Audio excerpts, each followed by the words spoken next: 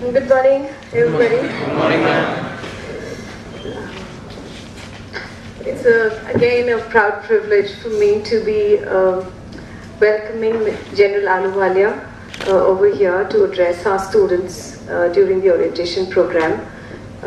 It's also a privilege for me to be introducing General Ahluwalia. General Ahluwalia is has recently retired from the army, but he's had a very coveted position. About 40 years of tenure that he had with the armed forces, and just before retiring he was heading the Central Command.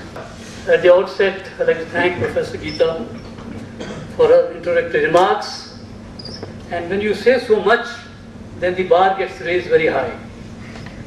But all I want to tell you is that yes, it is true that I got commissioned just 2 weeks before the 1971 war. Absolutely a greenhorn, thrown into the battle. I shall talk about that a little later. And second aspect that she mentioned about the PhD, having dealt with Naxal problem for over 2 years as a Central Army Commander, I realized that I'll be doing this service to my uniform, and as a citizen of the country, if I don't put down all that on a piece of paper, for us to look at the security in a more serious manner. So that is the background about my doing PhD. Otherwise, I would have easily not done that particular portion. The doubt arose as to why is it, should we have a subject called leadership challenges, armed forces versus the corporate world, or as the subject is here. We decided on the subject in the emerging strategic business landscape. But nonetheless, I want to tell you that the army is the oldest and mother of all institutions, which has given birth to the basics of leadership. And it continues to provide leaders at all levels even today.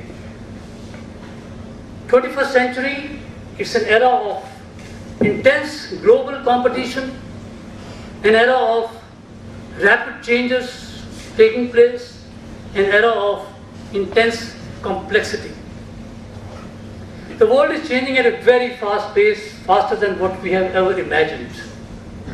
The global economic environment, the global security environment is changing at a pace. I really wonder whether the leaders, men in uniform, or the leaders from business industry are really transforming their leadership concepts and styles to suit the future requirement.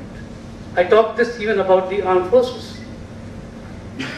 The historians, the scholars, they tend to find the roots of leadership and strategy back to military leaders because they have learned this over the years. Strategy and leadership go hand in hand. I want to tell you that two wonderful words here, strategos and takitas. They are the Greek words. Strategos actually means a general, which means a general who has a bigger picture of the campaign and the war, who has a bigger picture of the objectives to be achieved as part of the government or the political system. Takitas means tactics, which actually means in Greek soldiers, who actually executes what the general says. So it is strategy and tactics which actually flew out of the military strategy. Words like strategy, tactics, objectives, missions, strengths, weaknesses, time to complete an operation, or standard operating procedure, what we call an SOP, were the words that were coined for meeting the challenges of battlefield. Some of the successes that we have achieved in military operations are not purely out of accident. They have been achieved because of the far-sighted strategic thoughts of a leader. And that's how they have been able to read the threats, they have been able to optimally utilize the resources and achieve success. There is a great amount of commonality between the armed forces and the corporate world. Both of them try to apply the strengths against the weakness of a competitor. Am I right or no? Yes. They do. But the corporate world does it in the spirit of competition. You won't call them enemies. In the case of the armed forces, we do it in this scenario of conflict. where the enemy is well known in a conventional environment. In an unconventional environment, even the enemy is not known. In an insurgency environment. In the case of the corporate world, you look at production and profit, and your targets are set based on timelines. In the case of the armed forces, we're looking at developing a soldier to be a battle-winning factor. The man behind the gun is the man who matters. You agree with me or no? Yes, yes, Yes, you do. Therefore, I think I will just show you two wonderful leaders of our country. Both of them, by some sheer coincidence, happen to be Parsis. But I thought they are well known to the community. Therefore, anyone Parsi here? No one. But I thought I'll begin with, first, shall I begin with the corporate world or the military leader? Military. They've taken me by surprise, the biggest factor in the armed forces. I said, okay, let me first speak about Mr. Tata. So the slide actually will show you Mr. Tata.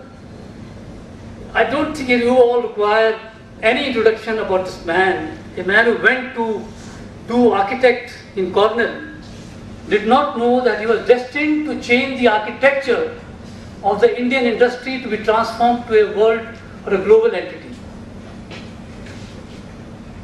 With almost 78 operating companies, 3,75,000 employees, $70 billion US as the revenue, of which 65% comes from abroad, he actually has truly brought the Tata Group to be a true global entity. And the others have followed suit. He actually has started new businesses as well, whether it is Tetley, or he further consolidated on Tata Power, chemicals, engineering. He rebranded the hospitality industry, the hotel industry, and what they normally say, salt to software, from supercomputers to cancer hospitals. So that's the person. Recently, maybe about a year ago, that's what I call a recent, one of the New York-based Reputation Institute named Mr. Tata as the first 10 in the world based on 4 factors. What is his admiration, admired, liked, trusted. On these kind of scales, they actually have from 0 to 100. And they came to this conclusion that he ranks among the first 10 in the world. Shall we now switch on to the army? Yes. Next. Yeah, please go. Let me talk about Field Marshal Manekshaw. Well, I want to tell you that he died at 94 years of age. What I want to begin with, we'll not talk about his early life. He was a exceptionally competent, outspoken, stood by his courage of conviction. But before I talk about that portion, I want to come to next, the 1962 war, India-China war. You all are aware that we got drubbing in the 62 war. To the extent that the Chinese came up to the plains of Assam, and there was a great amount of humiliation, a great amount of panic, fear, anguish in the entire country. More importantly, there was a great amount of fear and panic that existed at the foothills of Arunachal Pradesh in the early and mid-November 1962. The government found that the co-commander, the theatre commander, there is a chief, there are army commander, below him is a co-commander who controls the theatre. The co-commander had fallen sick. They were now looking for a leader who should actually take on that place, and finally they homed down to then Lieutenant General Sam Manekshaw. He was then commandant of the Staff College in Wellington in South. The environment was tense, which he was aware. People wanted leadership. So as he reached on 22nd November, Tezpur, the headquarters of the Corps, he had to address as many as 350 odd officers, including doctors and ladies. He walked in. He walked in and said, "I have arrived. There will be no more withdrawals hereafter." Thank you, ladies and gentlemen. And he walked out. That was the charisma of this man, to just leave this particular message that there be no fears. No additional resources had gone into Tezpur and Arunachal Pradesh. That was his style. He walked across just to say, I have arrived. No more. 10 years, not 8 years later, I was to pass out from the National Defence Academy. In December 1970, and he was the Chief of the Army Staff. I stood in the ranks to pass out. And as the Chief of the Army Staff, he had just to tell us the opening remarks as he stood on the podium. In the war, there are no runners-up, and the nation has no room for the losers. I don't remember what he said after that. I was one of the squadron cadet captains about to pass out. I started looking at myself to be on some operational front, wanting to be a winning factor. There are no losers. There can be no runners-up. Because this gentleman, he knew in December 1970, with the refugee problem that had taken place, that we actually were heading for a war. He was clear. He was professionally competent. He had confidence in himself. He had confidence in his army and the armed forces.